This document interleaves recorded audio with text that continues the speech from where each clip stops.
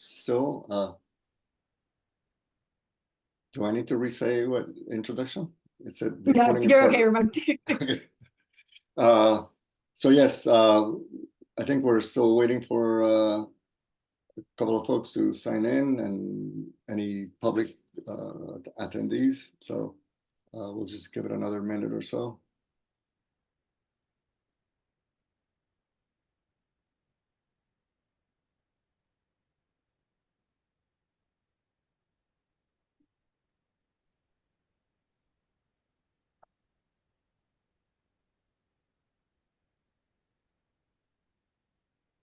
So 17.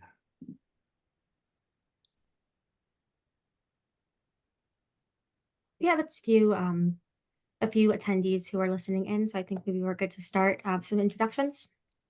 Okay. So yes, good evening to the Somerville Commission on Energy Use and Climate Change. My name is Ramon Bueno. I'm a vice chair, and I'm substituting today for Larry Yu, the chair of the commission, who is unable to attend. Also unable to attend is Christine Blaze, the director of the Office of Sustainability and Environment for the city. So, but we have two staff members. So I'll start by, I've been a member of the commission for a number of years. I forget exactly how many. I'm studying in engineering, then I worked in systems modeling a lot, and then about 15 years ago, I started working with climate economists on different kinds of impact analysis and discussions. I'm semi-retired right now, or retired, working occasionally, and I'm happy to have the honor to be in this commission. Next, who would I'll like jump to right speak? in. This is Eliza Johnston. I'm Ward 6 in the Davis Square area. I do economic analysis related to sort of energy climate on a day basis, and I think I might be the longest standing commission member. So, You are. and I will pass it off to Julie. I'll just say I live in Ward 2, brick bottom buildings. And Julie? Julie Wood, I'm on the commission. And in my paying job, I am a climate resilience director at Charles River Watershed Association. I'll pass it to Courtney. Hi, I'm Courtney Coslow, Commissioner in Ward 5 in Magoon Square, and I develop affordable housing focusing on high performance, energy efficient buildings. And I'll pass it on to Alexis. Hi everyone, my name is Alexis Washburn. I think I am probably the newest member on the commission officially. So I've been here for a couple of months now, but outside of the commission and in my professional life, I work on community engagement as it relates to climate justice and economic justice. And so doing lots of clean energy workforce development work. And then who haven't we had go yet? I'll let someone volunteer. I'll go next. My name is Julia Damiano. I am the Environmental Policy Manager for the Office of Sustainability and Environment, and I will be filling in for Christine Blaze, the Director, in giving the presentation on community choice electricity this evening. And I'm going to popcorn it over to Emily. Hi, everyone. My name is Emily Sullivan. I'm the Climate Change Program Manager in the Office of Sustainability and Environment. Thank you, Emily. And then we have 3 attendees who are listening in. So I'm going to allow you all to talk if you'd like to take a minute to introduce yourself. Ben, you should be able to unmute yourself if you'd like. Hi, my name is Ben Kerr. I'm just a community member interested in the group. Thank you.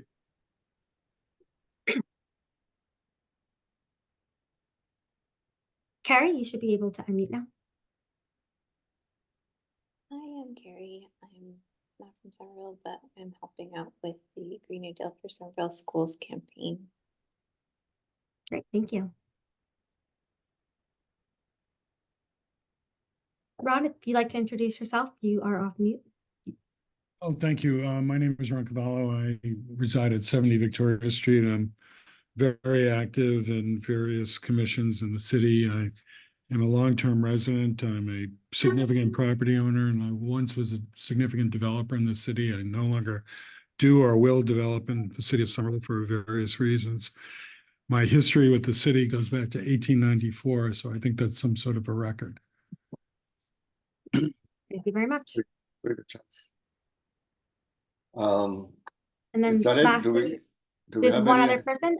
We have somebody named William who just joined. So William, if you'd like to introduce yourself, you can do so now.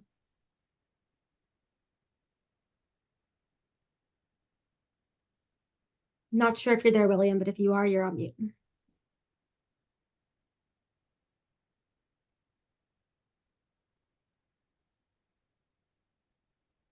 Maybe Okay, he then. just wants to be present. And that's okay too. Yes. So on that note, we can jump into the first item of the agenda. You all should have received the agenda. Do we have any questions before we start to go through it? Julia, quick question. Yeah. Sorry to interrupt. Do we need a note taker for this meeting? Oh, Yes, we do, Emily. Thank you so much for reminding me. Yes. So yes, is there somebody who can volunteer to take notes? I'm happy to take notes. thank you Thank very you, much. Eliza. Commissioner, I appreciate that.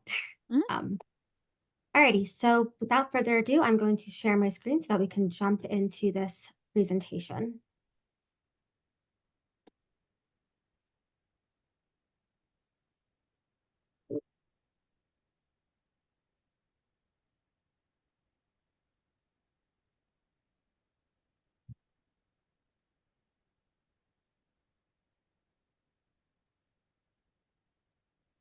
Here, bear with me for 1 second, everyone. Just trying to get a While specific- Julia is doing that, I had a chance to take a look at the February 2022 discussion along the same lines as this, just before the CEE contract in place was being debated, or suggestions for it were being discussed.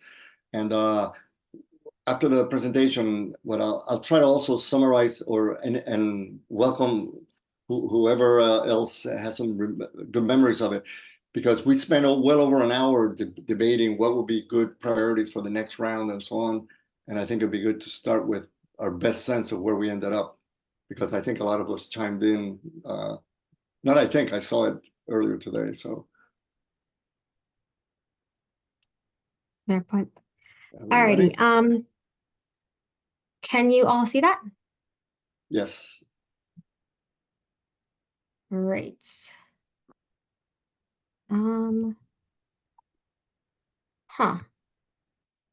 Sorry, the controls for PowerPoint are not working while I'm sharing my screen.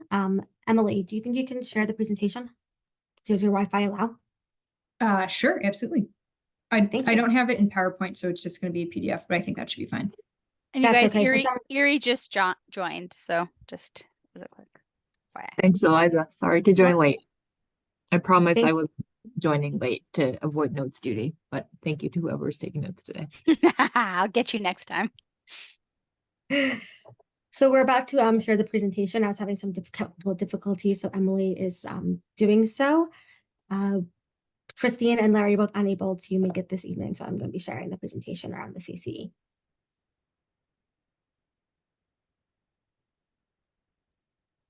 Ramon, it sounds like you're muted. You know what, since I'm co-chairing, I'm gonna keep the unmute the whole session. I was just saying that while we wait, if you wanted to introduce yourself briefly, Warden, etc. Yes, sorry about that. Thank you. Erie Fursell, I'm a commissioner. I live in Davis Square. And by day, I work at HR&A Advisors. We're a public policy real estate consulting firm. Julia, how does that look? That looks great. Thank you so much. Can everybody see that? Yes. Fantastic. So this is a presentation that we're going to go over, and we're going to talk a little bit about first what Somerville's community choice electricity is, how it's structured right now, and also our opportunities to be able to move forward during our contract renewal process, which we're currently underway of going through. And what we're going to be looking for out of the conversation tonight is the Commission's recommendation around how much more clean energy we'll be adding onto this, and then also a cost amount, some sort of threshold that we can recommend to the mayor's office and to the cabinet. So more on that later, just to prep your minds with as we're going through this. So Somerville Community Choice Electricity is our city's electricity supply program, and it was launched back in 2017. The program provides new electric supply options and more renewable energy to our residents and businesses. It's an electricity supply program that's organized by the city to provide residents and business owners with city-vetted options for electricity supply. As you all probably know, this program is a big part of our Climate Forward plan, and it helps reduce contributions to climate change because we're able to purchase more renewable energy than the state requires, and which is very important as we work to clean the grid. The core values of the program is to keep costs stable and low and promote the development of a clean energy economy in our backyards while also working towards pushing a zero carbon energy policy. So anybody who is in Somerville, who lives in Somerville or runs a business can be enrolled in the program. Renters can join with or without landlord's permission, and you can opt in or opt out at any point. So what we're looking at right now is just a quick overview of what the contract has been in the past. So as I mentioned, there is a base level of renewable electricity that has to be in the electricity mix that's mandated by the state. And so these numbers, the percentages that you see, are what we were requiring in addition to that baseline. So the initial contract was an additional 5%, second contract was additional 10%, and the last time we did this contract renewal, we were able to bring it up to an additional 20% of Massachusetts Class 1 RECs in that energy standard, in the energy mix. Next slide, thank you. So as I mentioned, every couple of years, we go through the process of re-upping our contract. And during the process, we're able to renegotiate and look at both the rates for those participating in the program, but also the amount of renewable energy in that energy mixture that's going out to the community. The current contract has been in place since 2022. Looking at the graph, you can see that there has been relative price stability and savings to those that have been enrolled in the program. So the blue line that you're looking at, the one that's going up and down, that one is the Eversource base rate, which changes every 6 months with the seasons or so. And the green line underneath is the rate that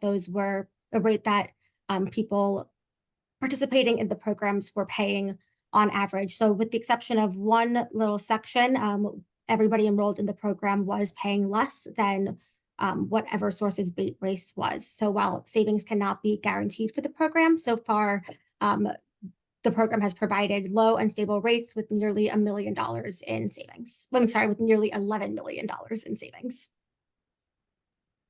You can go to the next slide. Great.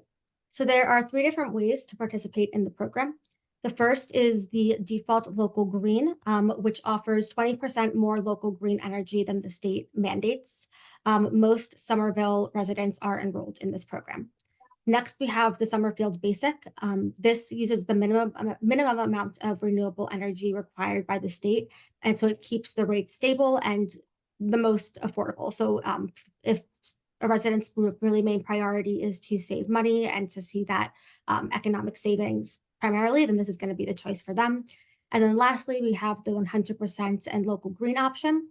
And this option sources 100% zero emission renewable energy from regional sources.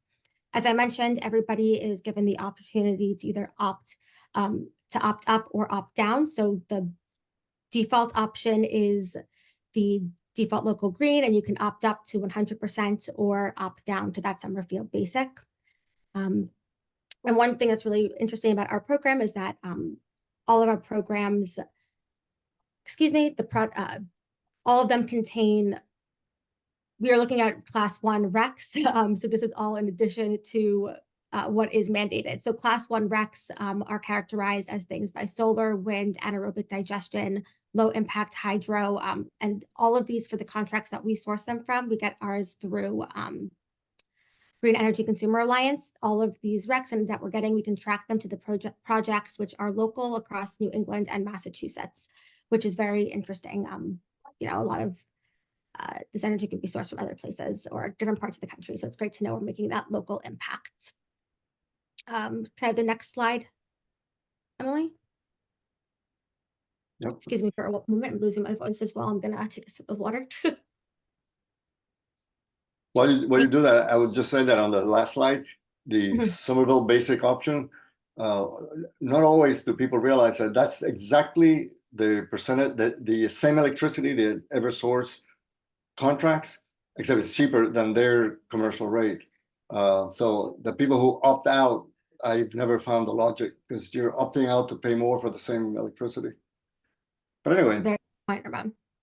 Very good point. Thank you for mentioning that. So this slide is just a quick overview of our program participation. So you'll see that since the last time we've done this renewal contract, we were able to get an additional 2,700 accounts. Local green was up by 20%, and we've also been able to increase our numbers for 100% local green. OSC did recently had a continued and sustained push to increase enrollment, and so we were very happy to see that that paid off. As of right now, we have close to 1,200 people on the 100% local green. And the last time this was done in 2021, I believe we only had around 800. So that number truly is growing, and it's close to an all-time high, which is very just satisfying. Next. Thank you. So as I mentioned earlier, all of the additional RECs that we are able to purchase through this program are designated as Massachusetts Class 1 RECs, and RECs are accepted as a legal instrument to track energy generation and to substantiate claims of renewable energy. So I like to think of it as a way of offsetting your energy use in a way. That's a very oversimplified way of explaining it, but for those who are listening in, and that's my way of remembering that. So for our program, all voluntary Massachusetts Class 1 RECs are sourced through Green Energy Consumer Alliance. We only get from New England. This does not include anything from biomass, and this will remain in our contract renewal. Again, as I mentioned earlier, this is a unique provision of our contract, as a lot of communities with similar programs have REC from unknown projects that are from all over the market, or they can also be coming from biomass projects, which is not a zero carbon fuel. So in Somerville, we know what projects are contributing to this, and we know that they're local, mostly from Massachusetts and across New England. Next. And this is just to put into context what those RECs are able to do. So annually, we're purchasing over 33,200 voluntary Class 1 RECs through the Green Energy Consumer Alliance. This is compared to 8,700 per year in the first contract, and this is equivalent to more than 7 land-based wind turbines, which is quite large. And sorry, you can do the next slide now, Emily. Great. So this slide is, I love this chart, honestly. It's a great look ahead, and it shows the mixture of energy, or the mixture of what's going into our electricity supply, more or less, across the years that we've been doing this program. So, excuse me, as I mentioned, Massachusetts has a base level of clean and renewable energy that has to be in, that utilities have to have in their electricity mix, and that amount increases year after year. At the same time, the Somersville CCE program adds on to this base level, and so it's having this additive combined effect, and that's really shown quite well graphically in this chart. And really interestingly, if you look, so the next time we'll be having this conversation will be in 2027, and you'll see that there will be a 25% gap. And so should we decide to, depending on how much we increase our renewable energy with this contract, there will be the possibility to have 100% renewables by the end of 2027. This is the same exact chart, more or less, as the slide before, just in table form with all those numbers broken down. It's just a deeper dive to show how the RPS increase over time from the state impacts with the Somerville CCE. Thank you. And right here, we have a chart of how we are comparing to our neighbors. And so the next slide as well, I believe, has the numbers broken down if you want to go. Yep.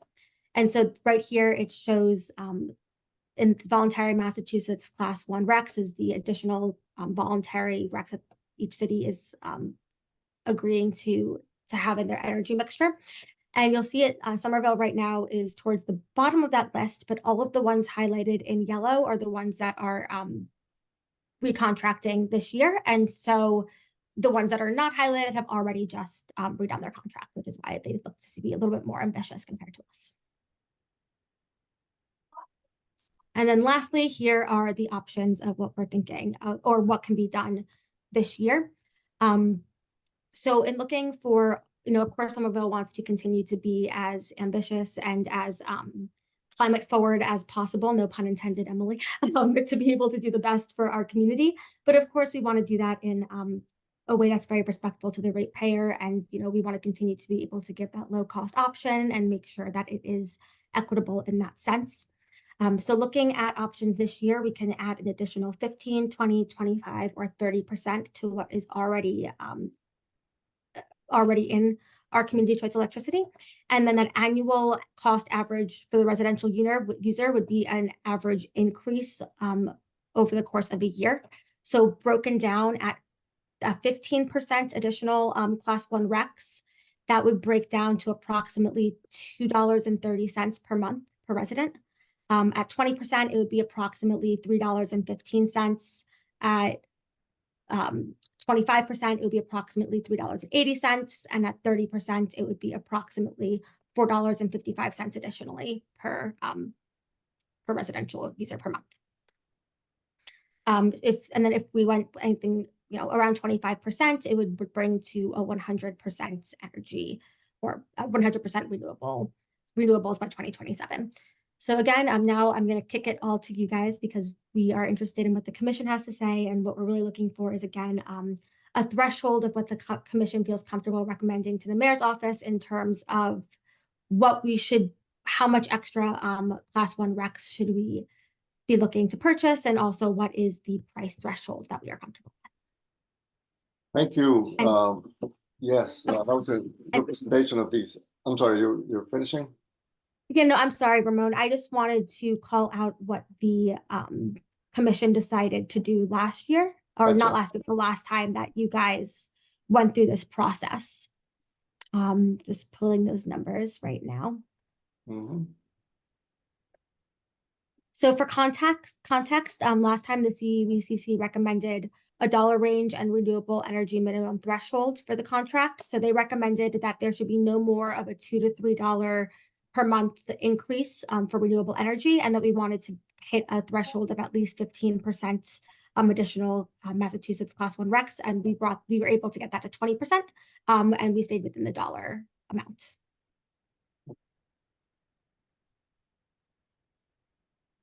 Thank you. So I was commenting earlier before we started that I looked at the recording from 2 years ago when we last had this conversation, and we spent well over an hour just trying to sort out what made sense. So hopefully, based on what we concluded last time, based on this presentation, what we concluded last time, and some initial comments that we can make, maybe we can be pretty clear and converge in closer to half an hour. But we have the time. That's the main topic. The other items on the agenda are in relative terms going to be much more brief and quick to go along.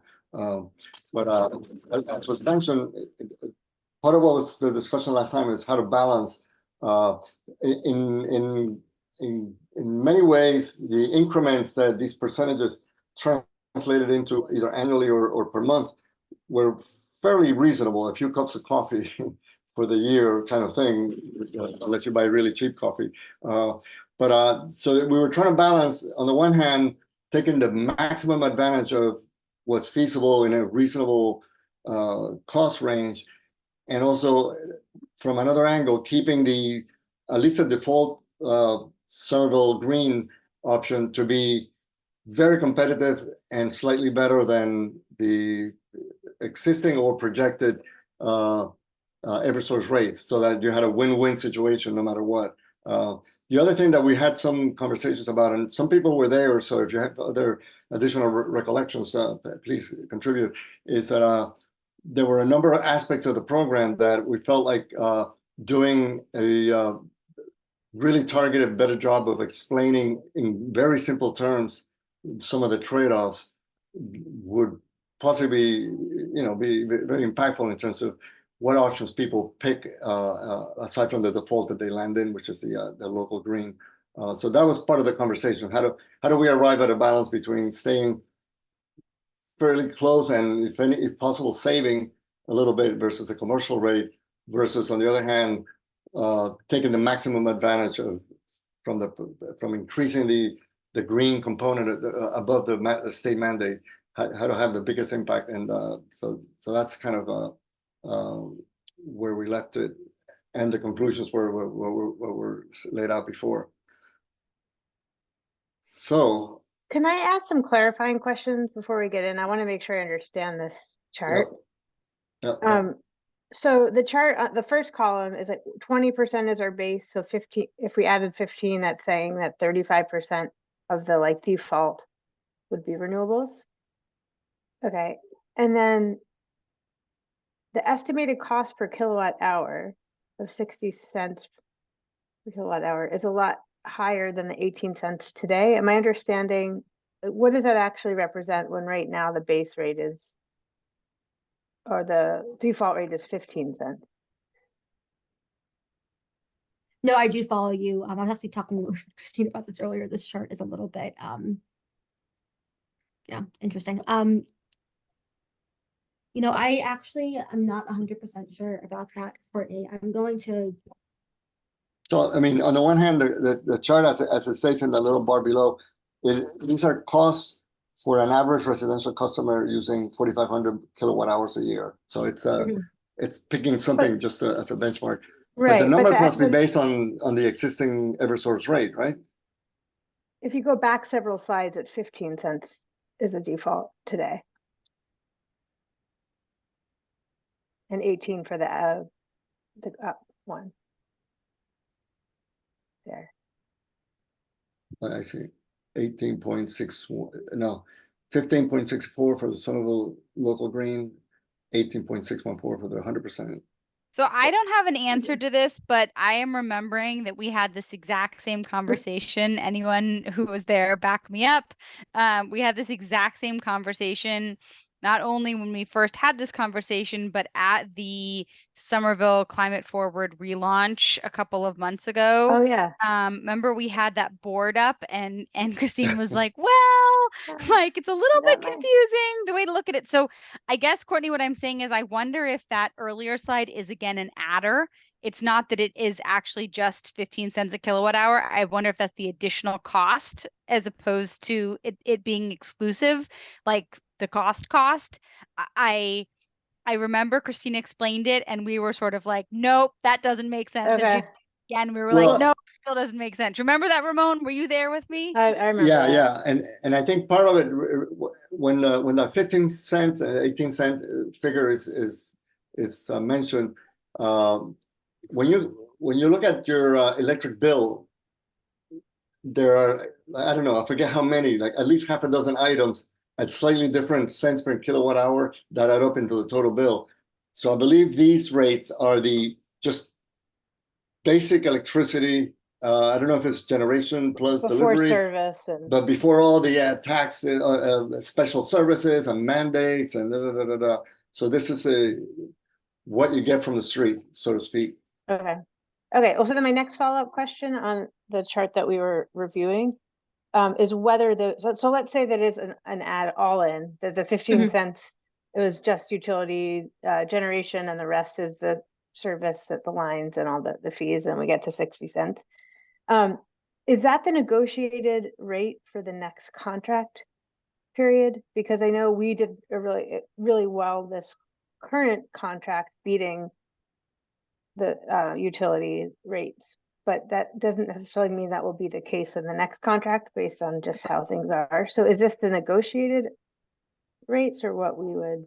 I believe what we're looking at, this is what we would expect it to be, an estimation, and then with your recommendation of what the commission would feel comfortable, how much more renewable energy you feel comfortable, and at what additional increase and cost would be taken into consideration during the negotiations.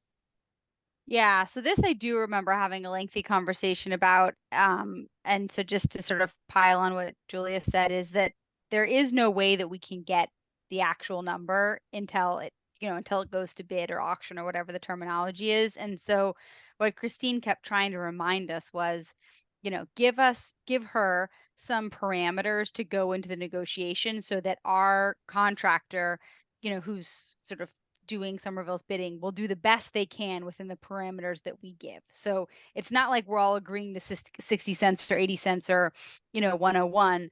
We are saying we're comfortable with it not costing X more, or, we're comfortable with, sort of these parameters. And we kept trying to say, like, can you just make it so that it's, the bottom one is still cheaper than the default rate? And she's like, no, because we don't know what the default rate is. When we're going into bid, we won't know that. So we have to sort of understand, two sides of the triangle without knowing what the third corner is going to be, or whatever a better analogy would be. And so that's where, I think, to Ramon's starting point, and thank you again for Julia to raising that, no more than $1 to $2 or $2 to $3 or whatever a month increase, plus a jump up in the renewable. It ended up getting us, even though we only wanted 15, or baseline 15%, we got 20% because we were able to go there with the upper limit on our price increase. So it's all to say it's an imperfect situation that is incredibly frustrating for me to not have a real answer. But I think we have to be a little bit uncomfortable with the unknown and trust that our contractor will, negotiate the best rate we can get at the time. And a little bit of his luck.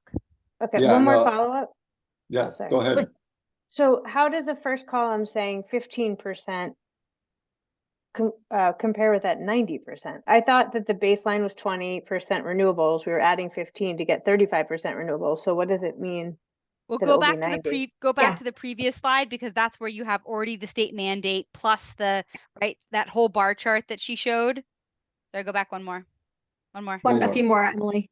It's going to be the one, keep going. The stacked one, right? Exactly. Here we go. So the point is, you've got the bottom dark green, that's the state mandated carve out. Then you've got each of these. So what we're deciding on is only the top piece of the voluntary, right? It's only the top one, or I guess it's the light green or whatever, the medium. Yeah, the light green. Yeah, the two greens look the same. Correct. Yeah, but that top green, which is with that and everything else that we know is certain, are we getting to 90% or are we getting to 100%? Yeah. Thank you. Okay. And I'll just add that I think one of the main values of the discussion we had last time, which went at length because of this, trying to sort out this thing, is that despite the fact that walking out of the meeting, or we were debating whether they needed to have an answer, Christine needed to have an answer for the parameters to hand to the folks who are going to be negotiating over, I think, 4 or 6 months. And the whole idea and what was valuable about it is to define a couple of dimensions along which, as Eliza was summarizing very well, whether it's the monthly increase or annual increase, and this is all for the reference, which is the default, Somerville green option. But by giving certain parameters, they were able to then, depending on the evolution over a period of 4 months, they were monitoring, the people who made the contract, they had the flexibility to maximize what best fit the 2 criteria that we settle on, or 2 or 3 that we settle on here. So however precise, even if it's not one, however precise in the parameters and the bounds of what we think are the main mental guidelines for the decision that gets made, the better the solution will be. So who wants to I'll weigh in the this is not my professional area, but with Ramon's comment that we want to keep it snappier this time. but we have time. Additional 25% looks really good, and it looks like it'd get us I feel like it falls within, it's maybe a little more expensive than where we landed last time. Would get us to 100 in a few years. Seems to fall on the more ambitious end of that chart you showed with the other communities. Not the most ambitious end, but the more ambitious end. So I'll throw that out there. Yeah, can we? Wait, Can I sorry, make- Julie, can you just say which line item I was trying to capture. Oh, it, but I sorry, didn't- the additional 25. Yeah, 25. line 3. Okay, okay, $45. The Yep, okay. $45 range, Okay. 100 by 2027. And is there a way to bring back the slide that has the CCE components that are all the surrounding cities have been selecting? There we go. Oops, that one. So the ones that are in dark color there are the ones that are about to be renewing as we are. The rest are the latest voluntary class 1. Are those all? So that's by definition, these are add-ons to the 20% or 22%, whatever the state mandate is going to be. So some of those towns are pretty high. Well, that obviously. was going to be my question. So I guess what's the bonus of going over 100%? Like, I don't really understand what it means to be over 100% green. So for example, Newton by default, even now looks like they would be over 100% green at 68. And if you go back to the slide 12, so up one more slide, I guess I'm having Right. trouble voting for, or really even understanding what that 30% would mean, because how can we be at 105%? Like that does, are we? Yeah, So- I'm My and- understanding, as I Uh-huh. mentioned before, is how all of these things are combined with the different like mandated amount of renewable energy that we have to have in our supply mix, in our mixture, right? And so right now the state is at 20%. I believe is what it is. And so then all of that would be on addition to it. And so it compounds even more so. Once you get over 100%, my understanding is that energy, those RECs can be used to then clean up the grid around you and surrounding areas. However, if somebody has a better understanding of that, please feel free to chime in. No, but I think to the degree that I may have read something once, this whatever will be over has some well-designated purpose to Yeah, make good use of it. Yeah, I That's mean, as I guess far- I feel a little bit uncomfortable, asking Somerville ratepayers to Yeah. pay for something that would be Yeah. in excess of 100%, not Yeah, really yeah. understanding what the, benefit would be. Unless there's a measurable way that it can contribute to our climate goals, or, whatever the case may be. So I guess to Julie's point of, putting a stake in the ground, I think the 25% would be the highest I would be, focused on going. But I do think that the price parameters, in my opinion, are more important, because I think that then gives the guardrails for what the contractors negotiate. And so for me, the question is, do we think that, $2 to $3, which I'm surprised Christine let us get away with giving her a range, but okay, $2 to $3 a month increase is fair, or is reasonable, or do we want to, given the economy and inflation, want to say $1 a month, or do we want to annualize it, or how I guess do we want to think about that? Because I think where the messaging comes out, if it is, does end up becoming more expensive, I think we need to, be very confident that the messaging will keep people enrolled in the program. Right. I think 2 years ago when we were talking about putting it in terms of for an average consumer monthly add-on or annual add-on, I think some of the categories we were looking at were in the an added, I don't know, $14. I think that was sort of the existing load, per year for average residential customer. So just to put it in context. Yeah. Anybody else have a question? Or one if I can add one dimension of this issue that I thought I took away from last time is not only trying to frame like a minimum and maximum in terms of amounts or so on, because one of the things we were really aiming very hard last time is to keep the basic solution very affordable. Yeah. No worse, and hopefully better as it developed to be better, except for 1/4 than the commercial rate for the same, for plainer electricity than the one that has the add-on.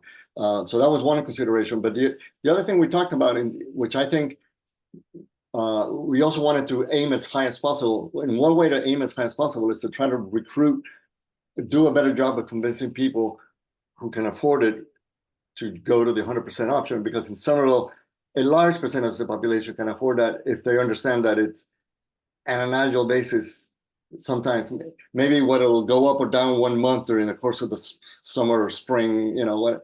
So for some people, it may be like, oh, it's just yeah, I can deal with that, and that just never think about it again. So we can aim to be very affordable on the base decision of the local green, and then do a really more simple but I mean, not aggressive, but you know, extensive job of when contacting people and the publicity and all that, to make it very simple, the no-brainer solutions. Like, you know, there's no brainer of staying in the program, because if you step outside to the commercial rate, you're going to pay more for the same electricity at the basic here in this option. And at the other end is to try to do a job by convincing people that who can afford it, that, you know, we're talking really for larger income families, we're talking, you know, something over the course of a year you won't even remember and notice it.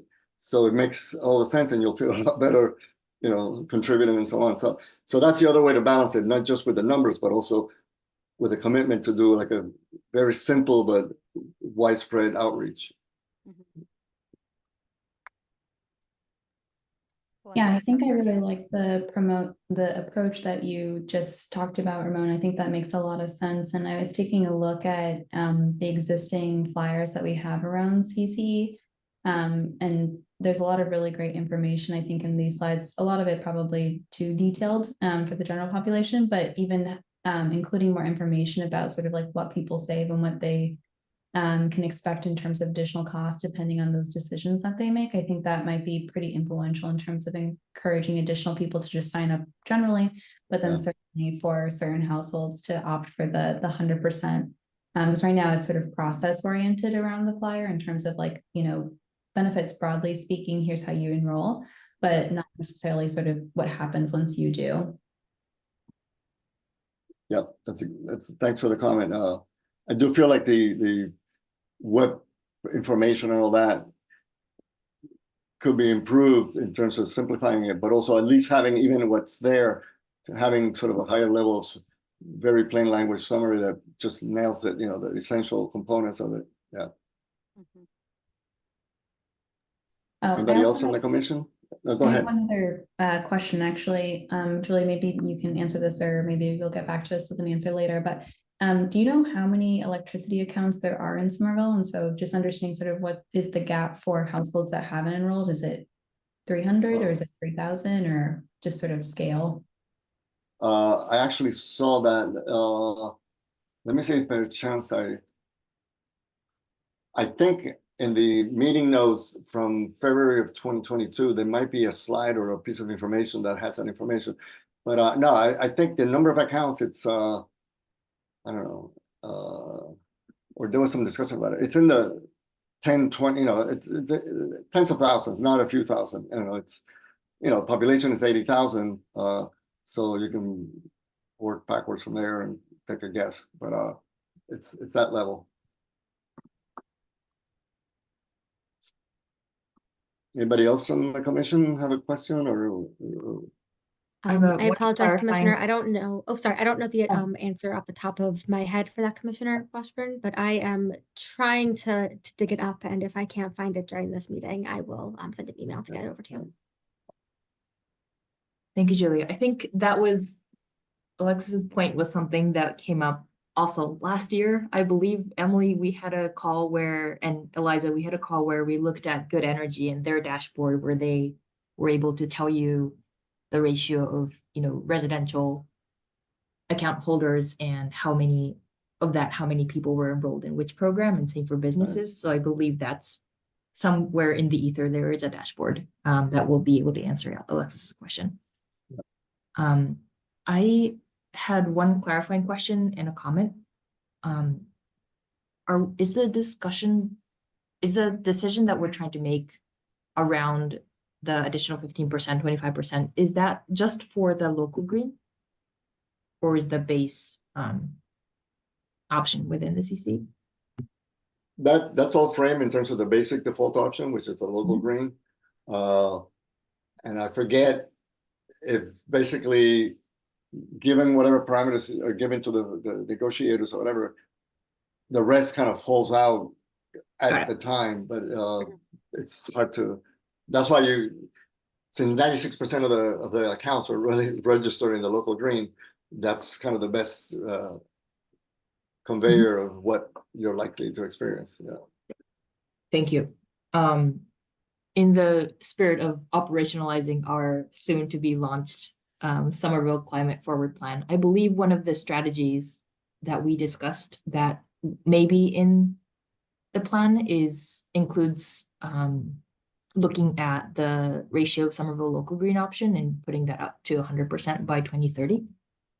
So please somebody stop me if this is not public information already, but if that is something that we are working toward and are thinking about institutionalizing in the Somerville Climate Forward Plan, that might be another reason that we may think about which of these options can get us closer to 100% by 2030. It sounds like, even the 15% will get us to 90% by 2027. So it may not be a big differentiator, but something that we should think about if we want to be closely aligned to getting what we wanted to achieve through Somerville Climate Forward.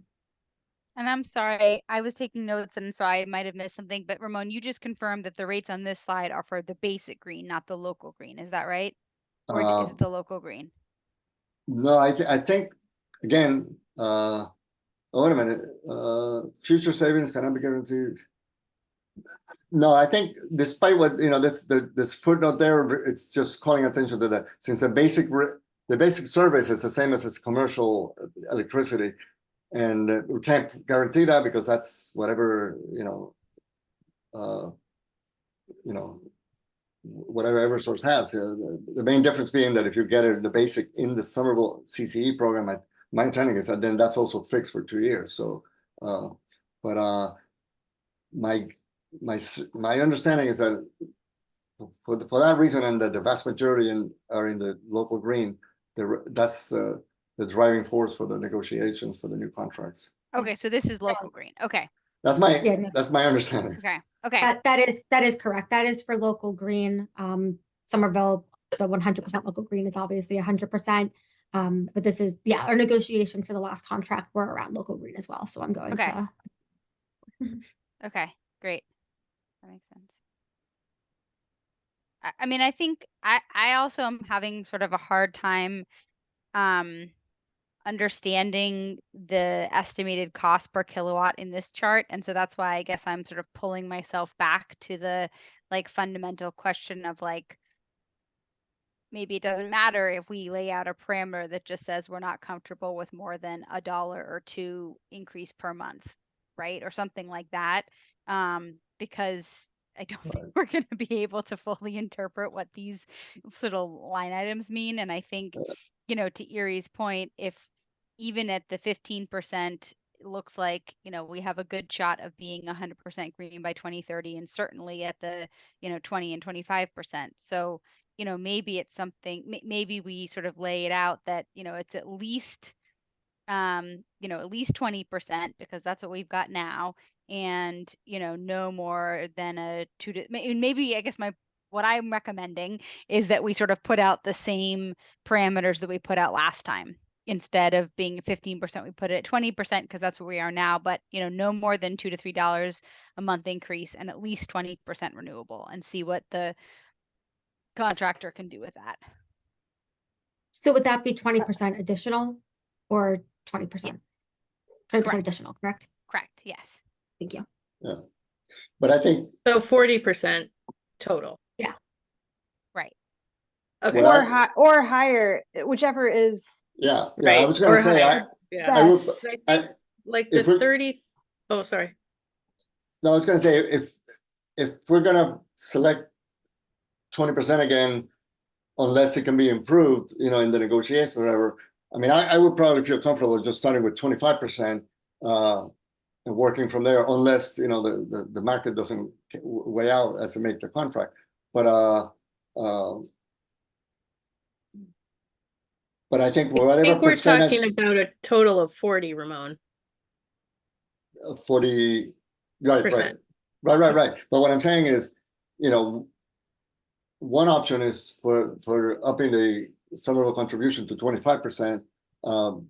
Depending on how that plays out, aim for that.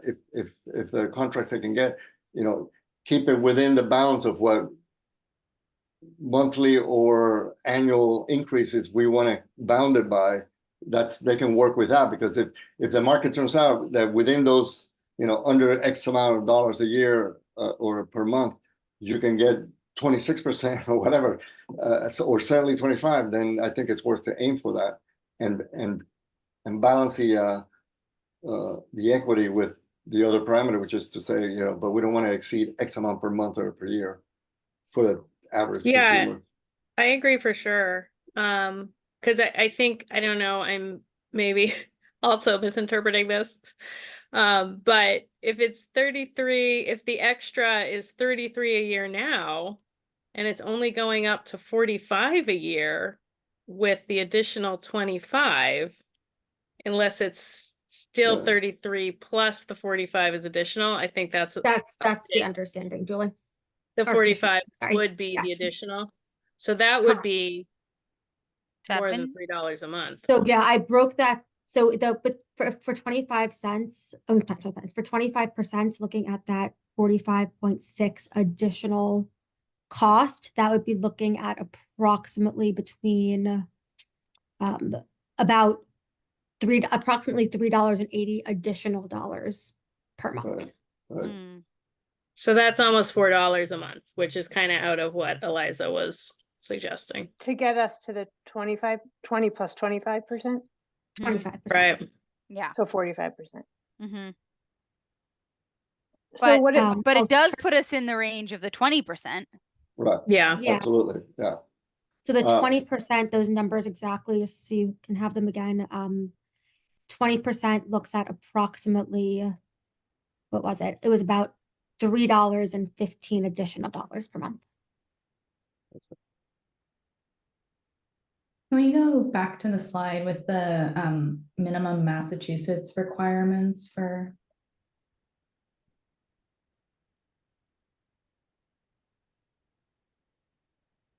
The dark green is the mandated by law.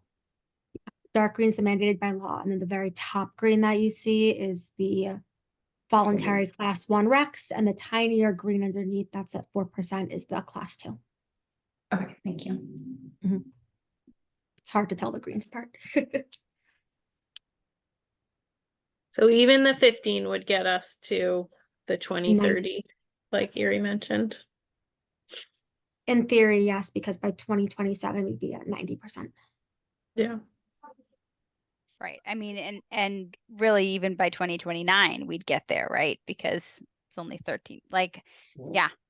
but this is the base that people can also step down from, right? So you could elect less. Yeah. Right. So why wouldn't we make this standard something people could choose more or less? But I think that even like $4 a month more as the standard could be something I would be comfortable with, knowing that people could go down. Well, because I think Actually- the idea is you want to make the local green the most palatable, and then people who can afford it will go 100%. Right. Right. I think we want the default. It's like a pain to, like, we want the messaging around the default being affordable is sort of part of the appeal, I think. So Yeah. I think we could do that, but I mean, I'll just say, Mothers Are Up Front has had several campaigns around getting people to opt up to 100, and it's been incredibly painful. Like that 1,200 that you saw was like hard fought 1,200. Yeah. So I'm a little concerned that if we make the base, anyways, yeah. Yeah, but two things. One thing that the conversation reminds me of another bit of conversation we had 2 years ago, which I don't know where that went. And I think Julie, you were the one who brought it up when we were debating. How much should the baseline be? In terms of accessibility, affordability, and so on. And there was some discussion for a while, which I'm not sure which way it went, and if it ended up playing a role in the decision that was made.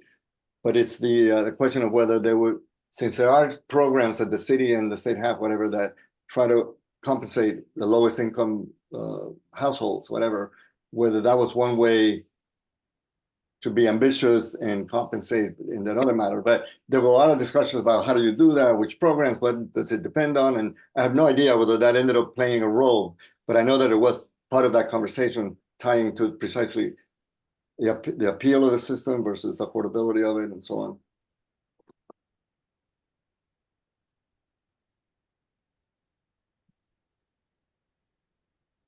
Thank you. That's a good point. Does anybody have any other questions or Maybe I could clarifying things? make a proposal then from what we're hearing. What is that called? A motion or A motion? Please Okay. make a motion. So we could talk this through, but one thing to say is that we vote to have the city negotiate for no more, for the base local rate, green rate, to be no more than $2 a month, $2 to $3 a month, or with a floor floor of 20%. But I'm just trying to figure out a way to say this. Like, if it could go higher, the 20% could be 25. The cap to the floor is 20%, Yeah. and the cap Yep. is $2 or $3, whatever we want to say. Yep. So that's not a very clearly worded motion. The concept there to No, but So I think no that more than, so I mean, it's at least a 20% increase. above with the, a so price 40. cap. Yeah, with a price cap of $2 to $3 per resident per month. But this Right. table's already showing that it's going to be more than that, correct? Yeah, but again, these are not the exact numbers. These are the estimates that we can then bring into the negotiation. You know, what you guys feel comfortable with, and we'll be able to hopefully work with them from Well, there. and at the 3 to 20%, it's 350? not, yeah, at the 20%, it's not more than $2 to $3 per month. It's $315, $37. Oh yeah, I divided. guess you're right. Okay, Yeah. sorry. You're right. But I think that it'd be really good to frame, as I forget who mentioned the language, as we're working with a 20% floor, because should the numbers work out at the particular time in the market when they're making the decision, but that we want to have the 20% floor, and then the ceiling of the monthly, you know, 2 to 3 a month. And I think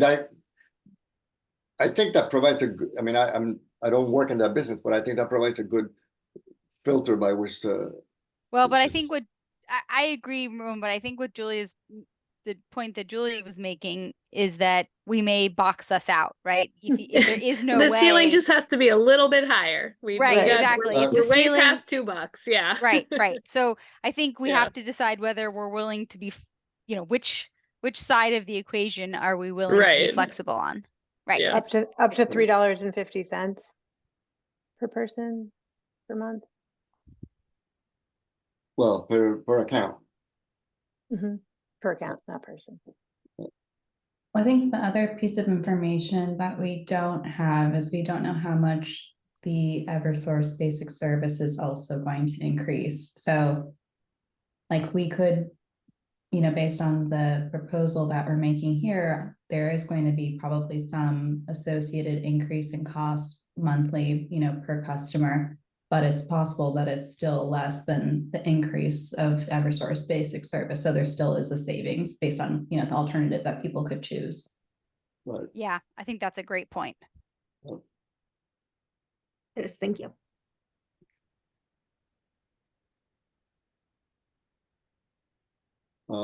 Yeah, I mean, that sounds,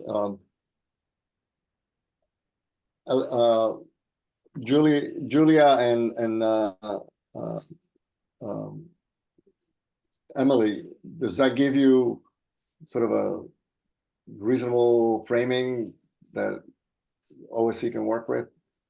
Yes. So what I'm hearing is that Courtney made a motion of no more than, well, a floor of 20% increase, working within a no more than $3.50, I mean $3.50 increase per accounts.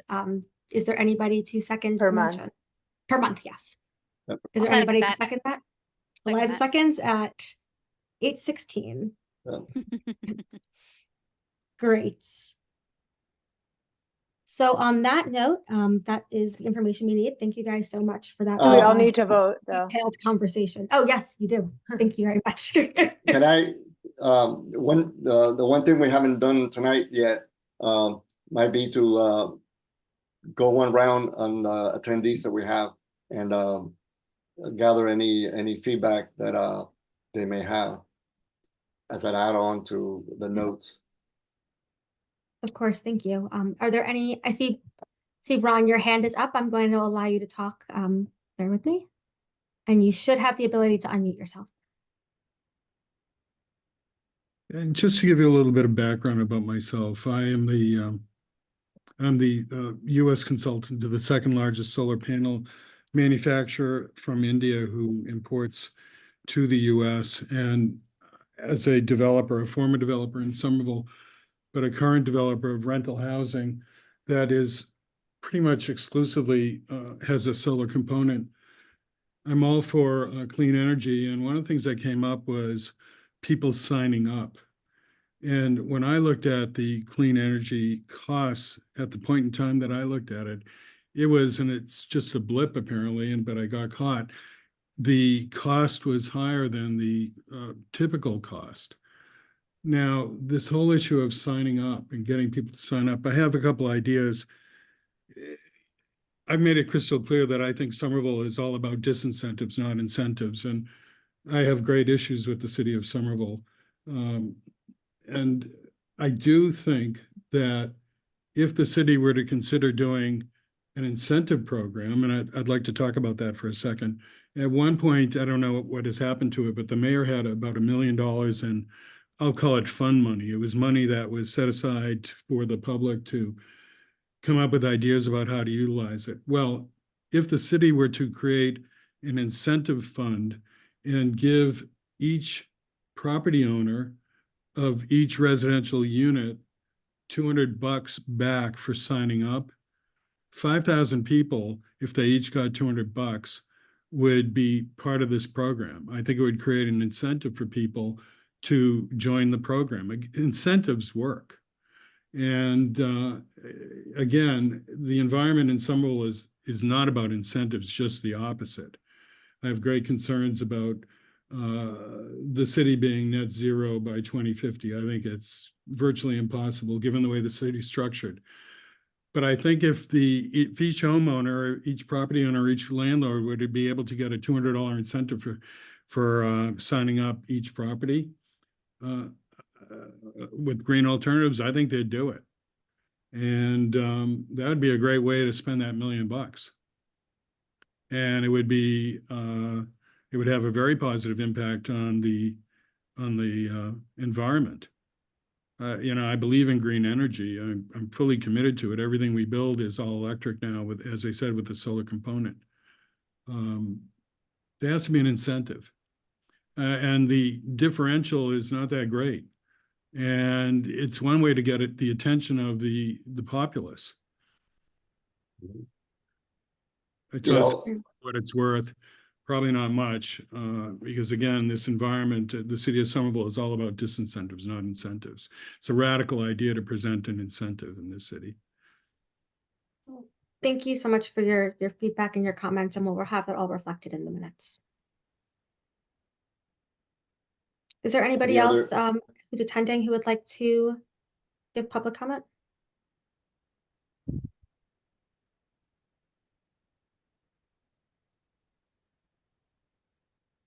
Alrighty.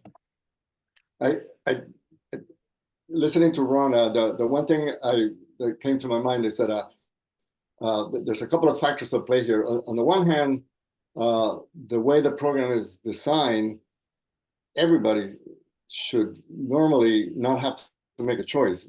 By default, everybody is supposed to land, and then you make a choice as to, oh, I want to opt up, opt down, and occasionally somebody, I don't know why, decide to lose money and opt out, but in any case, what I was going to say, in some ways, it shouldn't take too big incentives to basically pay attention to the default that you're in. I don't know, because there's so much turnover, whether that's what contributes to not being as many people, although I thought there was some kind of trigger thing that when somebody signed up with Eversource with a new account, you live in Somerville by default, you landed this program. If that's not the case, I think that should be the case. But what I could see in a so the point there is that there shouldn't be a need for a big incentive for people to just be aware that they drop in, by default. What I could see being a benefit of a small incentive is for those who haven't caught up to it, but also if part of that went to really them opting up to 100%, because it probably would cover the cost of at least their first year of being in there. And once you're in it, unless your income doesn't really, afford it, once you're in it, you're not gonna probably remember the next year that you have to make it, that you maybe want to have a decision or not. But anyway, enough time. It's 8:22. If there's nothing else on this topic, the rest of the agenda, let's see. Do you have think we vote vote, on the can we do motion? can we do a vote? Oh. Go rephrase where we were. I lost Yeah, track. so Courtney made the motion that the city negotiates a local green with a price cap of up to $3.50 increase per account per month with a floor of at least 20% extra MA Class 1 Recs. I seconded it. Now we need to vote. All in favor, say aye. Aye. All right. Aye. Nays, say nay. Yeah. Was there a nay? Okay, great. Got it. Vote recorded. Fantastic. Thank you so much, Commissioner. So now, without further ado, we can move on to the second agenda item, which is the only really other agenda item on the agenda. So Emily, now I will kick it over to you for a quick update on Climate Forward. Great. Thank you, Julia. So I met with back in January of 2024, the CEUCC decided to enact or create a Climate Forward subcommittee. And so I believe Courtney and Alexis and Ari are the folks that are on that subcommittee. And so I met with them last week to review the most recent draft of the Climate Forward plan. So I really appreciate your time and your insight. And so we are at an exciting time or place in the plan update. The plan will be finalized over the next month, working with the mayor's office, and then released in April. So we will be releasing the plan, or the updated plan, that is, during Sustainable Week, which will take place from April 20th to April 27th, which is historically the week that we do it, Earth Day week. And the launch event will be on Wednesday, April 24th from 5:30 to 7:30 p.m. We will send out a save the date and then a more formal invitation, but that event will be at Greentown Labs. And the goal of that event is to better engage people and community members in the topics of the Climate Forward plan. So those topic areas are buildings and energy, transportation, mobility, natural waste and resources, community health and resiliency, and then leadership. And so I've been working closely with Naomi Gross, who's our community engagement specialist, to contract local artists to make interactive art around each topic area. So there will be approximately 15 minutes of more formal presentation at the start of the event, but then kind of similar to the October kickoff event, this event will be a little bit more unstructured and let people walk around and experience art, talk to staff and perhaps commission members about the plan update. And we're also inviting community-based organizations and some of the groups that we worked with through the plan update to table at the event. And there will be light refreshments, live music. So it should be a fun time. Great. Awesome. Sounds good. Yeah. So then, yeah, I any was gonna say, comments? any questions or comments? So did you say it was the 24th? Correct, Wednesday, which I know it's a tough week. It's Passover, so we were scheduling with that in mind, and then also there's a city council meeting on that Thursday. Is there gonna be when is the release of the actual final documents or website, materials? I was gonna say, if there's a way that we could take a look and browse at the draft that's being worked on for the final. So yes, the plan will be released that week. So that's when it'll be finalized. We're, I guess, working with some pretty specific timelines in terms of the draft and reviewing draft. So I can talk to Christine about whether there's an opportunity for us to send you something before the final document itself. And we're also creating an executive summary. So maybe there's some opportunities around that. But I mean, thank you just for all of the feedback and insight that you've given us so far in this plan update process. Good. Thank you, Emily. Before I move on to our last announcement, I just want to again open it up to any public comments or questions.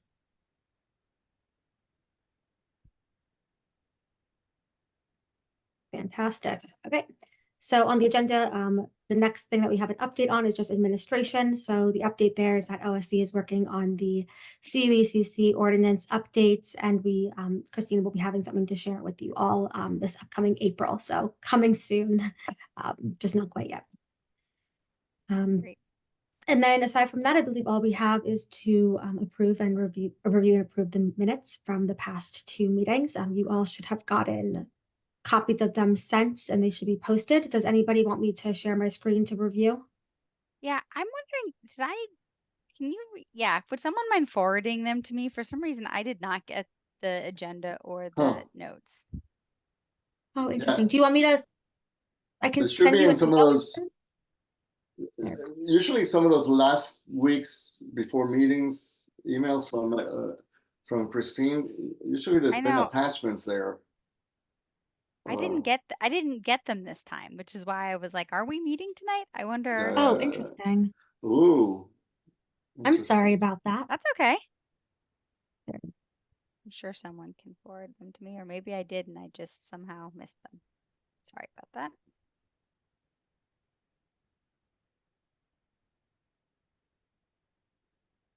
Liza, I just forwarded you both the December, Thank January you. meetings.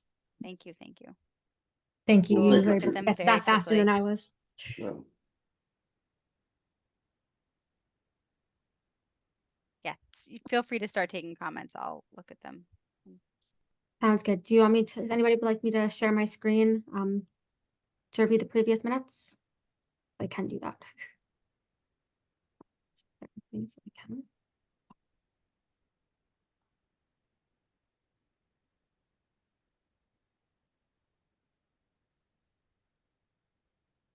I looked at them. I have no comment. I don't need them shared. Yeah. Great. Still haven't gotten them, but I will look at them as soon as I get them.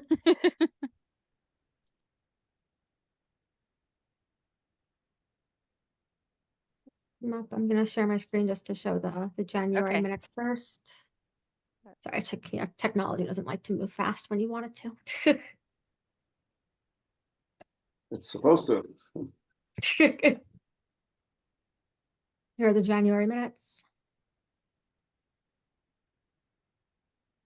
Yeah, I wasn't at that meeting, so you're welcome to move through those.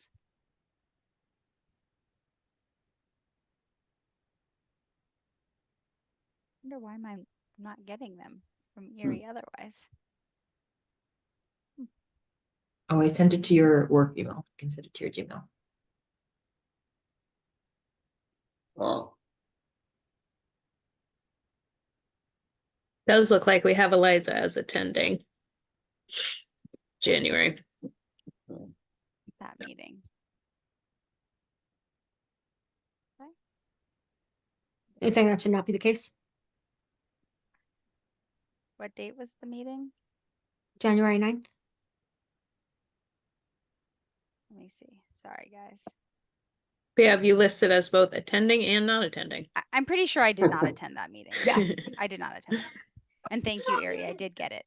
So thank you. Very quantum. Good catch on that. Any other comments on the January minutes? I read it back then. Great. Let's get this December. I wasn't at that meeting either, so feel free to move on. But I also, just as a note, Julie, I did not get these emails from Christine. So if you could just make sure that I somehow didn't get kicked off the email list, that would be awesome. No, I absolutely will. Thank you. That's very strange, and I will definitely look into that to figure it out. You for know, you before missed next 2 month. meetings and you're out of the loop. Well, we'll definitely get to the bottom of that. Don't you worry. Again, sorry about any confusion. I'm happy that you were still able to make it. No problem. And then here's the December minutes. I hope you can all see.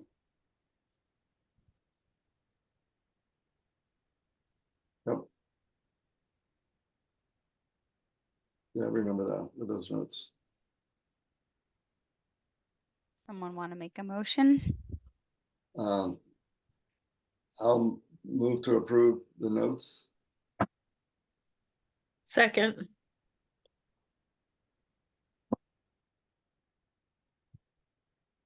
Who seconded that? I'm sorry. Me, Julie. Thank you. So all those in favor then? Opposed or absent or abstained, not absent? I'm abstaining. Little difference. I think I should abstain from the December one because I had to miss that one. Okay. But I'll approve the January.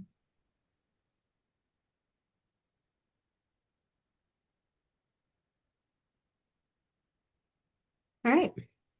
Great. Well, on that note, that was all for the agenda. Were there any quick department slash staffing or anything like that updates that 2 months ago we wouldn't have known about at OSC?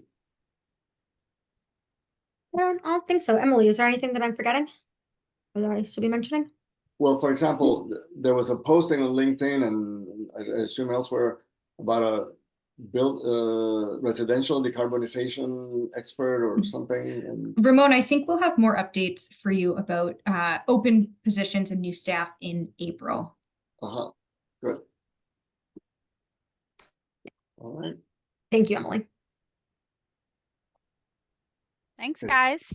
I'll send these 8:34. draft notes out to you. Done. Thanks very much. Thanks. Good I night. hope you all have Good a great night. rest of your evening. You too. Take care. Night. Anyone has a final comment? Nope. Have a great night, everyone. Yep.